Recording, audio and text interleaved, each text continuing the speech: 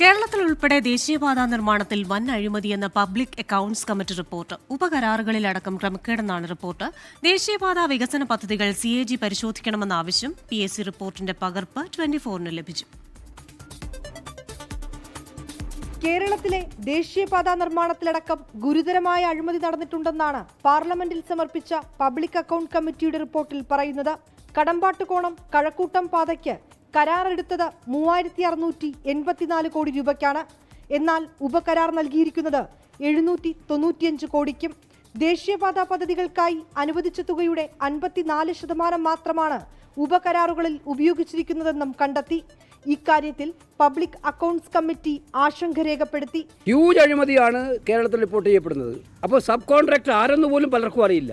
കൂരിയാട് ഡിസൈനിൽ തകരാറുണ്ടായെന്ന് ദേശീയപാത അതോറിറ്റി തന്നെ സമ്മതിച്ചതായും റിപ്പോർട്ടിൽ പറയുന്നു. കുറ്റക്കാരായ ഉദ്യോഗസ്ഥർക്കെതിരെ കടുത്ത നടപടി വേണമെന്നും പബ്ലിക് അക്കൌണ്ട് കമ്മിറ്റി ആവശ്യപ്പെട്ടു. ദേശീയപാത നിർമ്മാണം പൂർത്തിയാകുന്നതുവരെ ടോൾ പിരിവ് നിർത്തിവെക്കണമെന്നും പബ്ലിക് അക്കൌണ്ട് കമ്മിറ്റി നിർദ്ദേശിച്ചു. വിനീത VG 24 ഡൽഹി.